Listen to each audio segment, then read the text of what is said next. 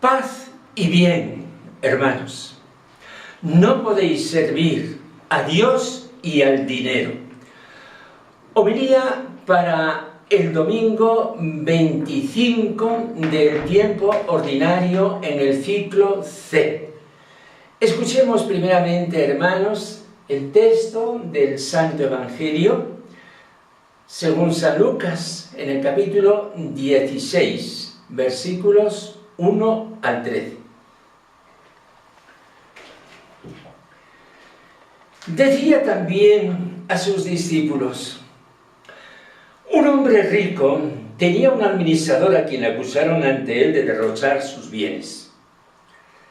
Entonces lo llamó y le dijo: ¿qué es eso que estoy oyendo de ti? Dame cuenta de tu administración, porque en adelante no podrás seguir administrando. El administrador se puso a decir para sí: ¿qué voy a hacer? Pues mi señor me quita la administración. Para acabar, no tengo fuerzas. Mendigar me da vergüenza. Ya sé lo que voy a hacer para que cuando me echen de la administración encuentre quien me reciba en su casa. Fue llamando uno a uno a los deudores de su amo y le dijo al primero: ¿cuánto debes a mi amo?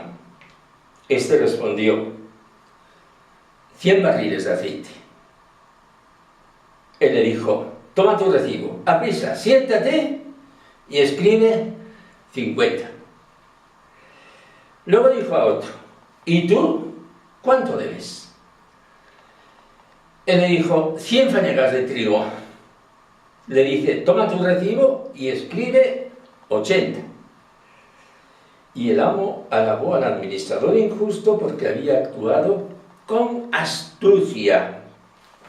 Ciertamente los hijos de este mundo son más astutos con su propia gente que los hijos de la luz. Y yo os digo: ganaos amigos con el dinero de iniquidad, para que cuando os falte, os reciban en las moradas eternas. El que es fiel en lo poco, también en lo mucho es fiel. El que es injusto en lo poco, también en lo mucho es injusto. Si pues no fuisteis fieles en la riqueza injusta, ¿quién os confiará la verdadera? Si no fuisteis fieles en lo ajeno, lo vuestro, ¿quién os lo dará? Ningún siervo puede servir a dos señores, porque o bien aborrecerá a uno y amará al otro, o bien se dedicará al primero y no hará caso del segundo. No podéis servir a Dios y al dinero. Palabra del Señor.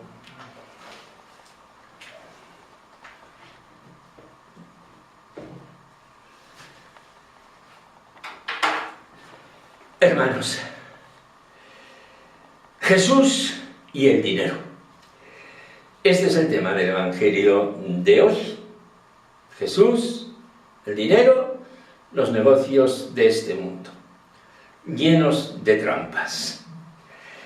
Evangelio que termina con una declaración fulminante de Jesús: no podéis servir a Dios y al dinero. ¿Quiere este Evangelio decirnos que hay una moral o ética del dinero y que Jesús nos ha dado unos principios morales acerca del uso del dinero? No, no va por ahí el sentido de sus palabras. Llegará un día en que la vida ordinaria de la Iglesia tendrá que afrontar con criterios racionales y teológicos este asunto. En el cuerpo de las cartas paulinas encontramos un párrafo acerca del rico que puede existir en la comunidad, cosa que en sí misma nos sorprende. Ricos de este mundo, llama San Pablo, que por supuesto no es ningún privilegio, sino en esta carta primera a Timoteo no se les llamaría ricos de este mundo. No es una suerte ser rico de este mundo. Dice pues el apóstol a su discípulo Timoteo, para que sepa dar buenos principios. A los ricos de este mundo ordénales que no sean altareros, ni pongan su esperanza en la certidumbre de la riqueza, sino en Dios, que nos provee de todo en abundancia para que lo disfrutemos, que hagan el bien, sean ricos en buenas obras y dispuestos a compartir, y así atesorarán un excelente fondo para el porvenir y alcanzarán aquella que es realmente la vida verdadera.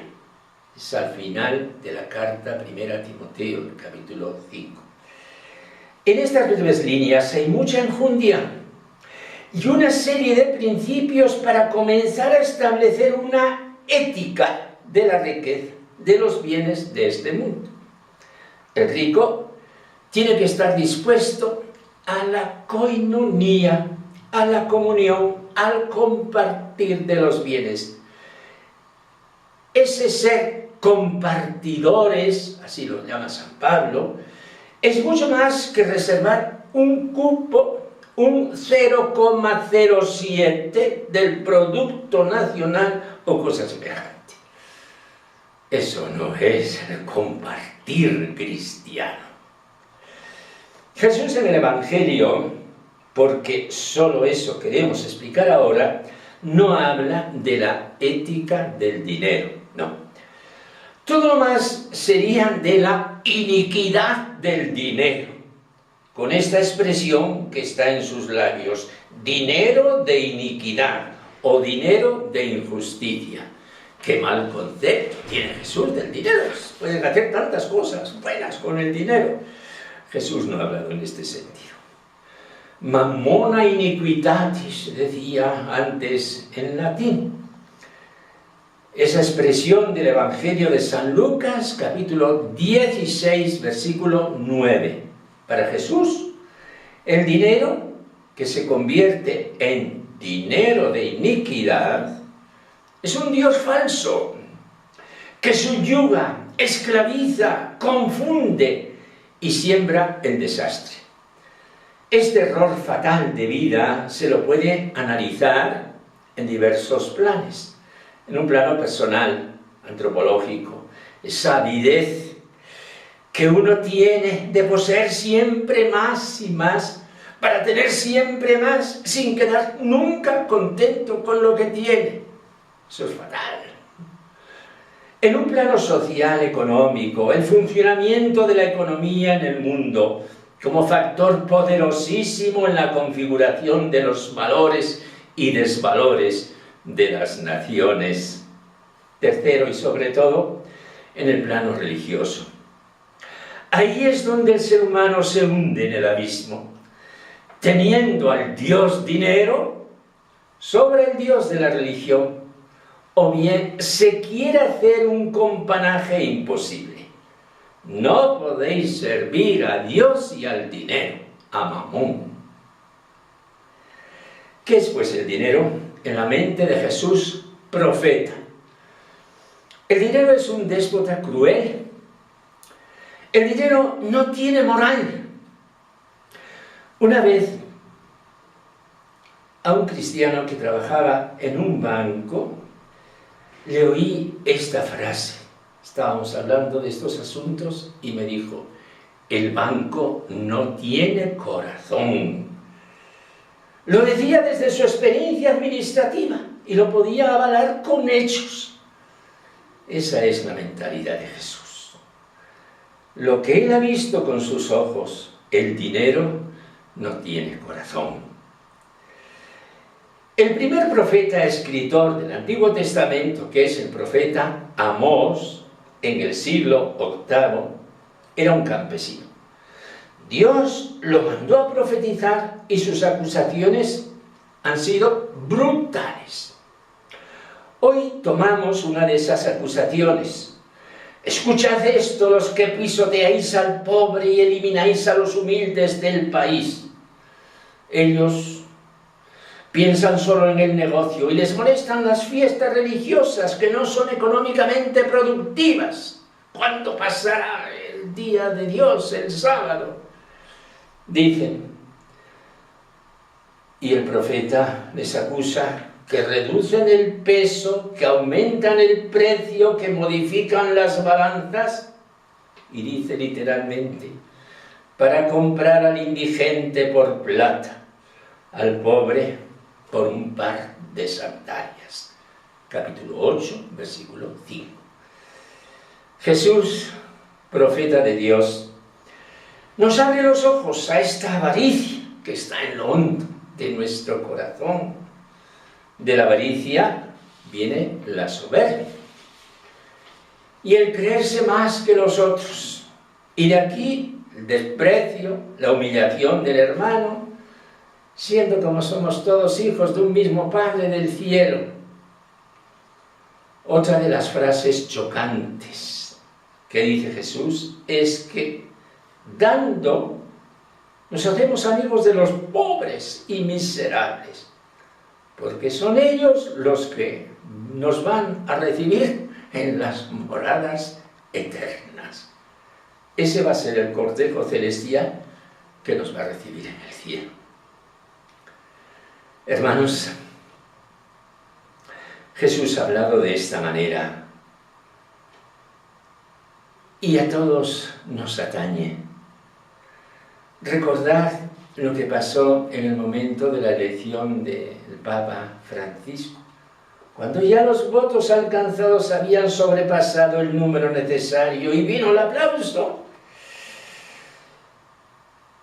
El cardenal amigo que estaba a su lado, el brasileño franciscano Claudio Humes, le dice a Jorge Bergoglio, acuérdate de los pobres. Así lo contó el Papa Francisco a los periodistas, a los que explicó por qué se llama Francisco, por 3 razones. Porque quiere imitar a Francisco en 3 cosas, a San Francisco de Asís, en el amor a los pobres, en el amor a la paz y en el amor a la creación. Hermanos, acuérdate de los pobres. Que se nos quede grabado en el corazón. Este es el Espíritu de Jesús. Amén.